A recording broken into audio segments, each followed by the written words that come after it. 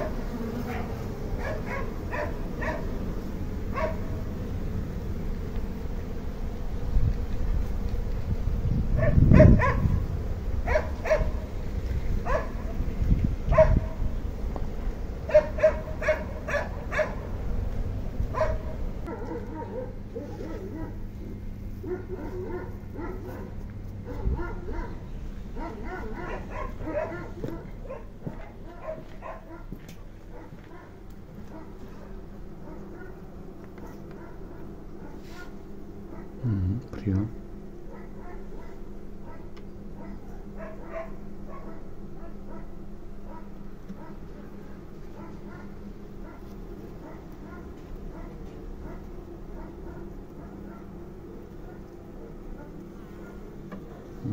Priyo.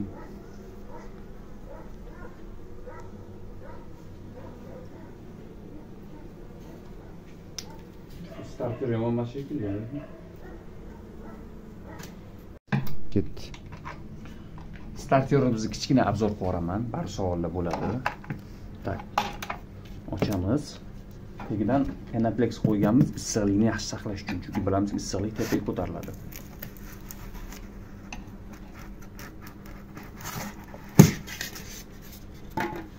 Qarang, ichida 3 ta ramka qo'ygandik yo 4 tami? 3 ta qo'ydik. 3 ta qo'ydik. Bitta to'la asalli, 3-4 kilo asalli, bitta zo'r pergali, hamda yana bitta perga asal bir yoniga suv quyamizda. Ichiga 6 ta ramka kamida ari qoqqanmiz. Ya'ni 2 barobar zich ari turibdi bu yerda. Yosh arilar. Qoqqanimizda ham yosh, молодняк, yosh arilar qoqqanmiz, chunki ularda o'sha lichinkani boqish, moloko выделенияsi yaxshi bo'ladi. Bu yerda qarang. 4 qatordan 15 ta, 60 ta kecha shom paytida biz video ola olmadik, chunki iftorlikka yaqin bo'lib qoldi. Tezroq harakat qilib, ya'ni ekkanmiz. Hozir tepasidan ko'rsangiz ham bo'ladi, ko'rinyaptimi yo'qmi? Prion bo'lgan hamda bo'lmagan. Prion bo'lgan. Mana bu bo'lmagan. Bu ham hali so'roq ostida. Bu bo'lgan, bu bo'lmagan.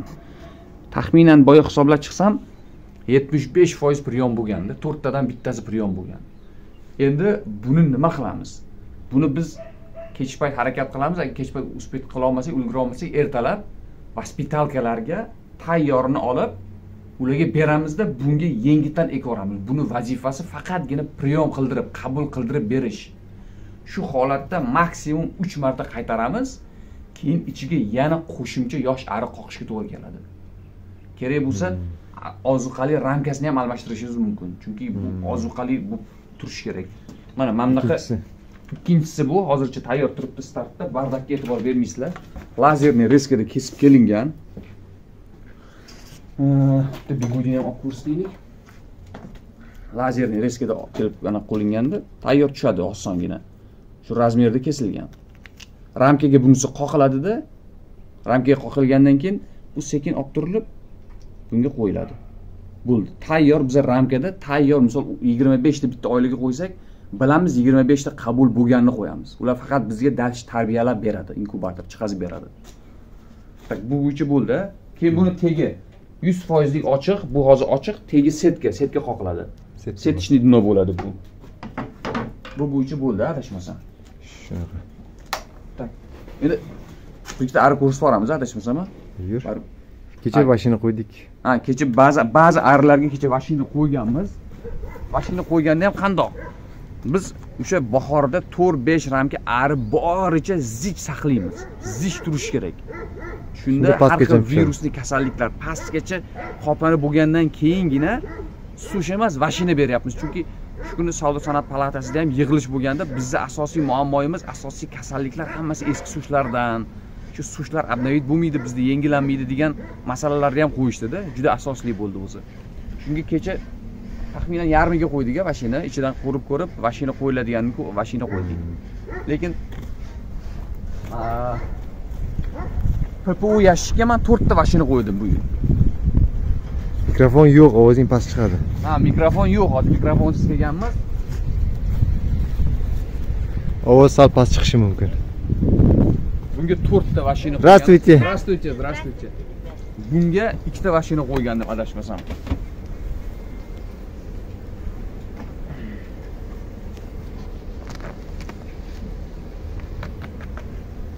Chisloni ko'rsating. 6/04/2024. 6-kuni, ya'ni 3 kun oldin. Bunisi 28-da qo'yilgan ekan. Buni olib ko'ramiz, tortdimikan, ishladimikan. Kecha qo'ydingmi? 6-kuni. 3 kun oldin. 3-kun bugun.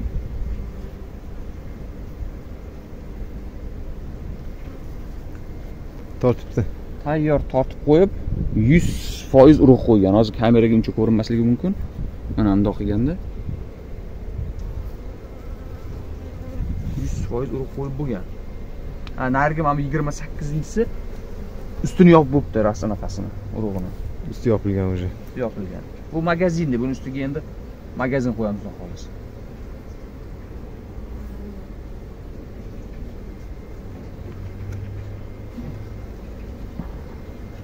Latasini olib turgin birinchi. Tak. PPUni ham bitta ustidan ko'rsatib yuboramiz.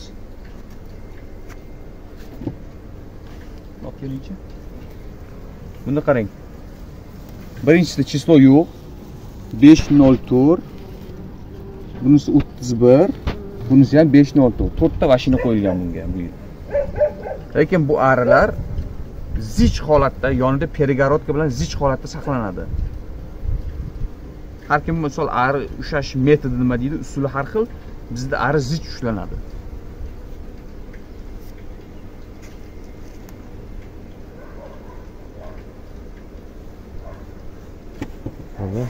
Tak, yana nimalar sizda? Kun ora ovqat beryapmiz bularga. Sabab hozir bularga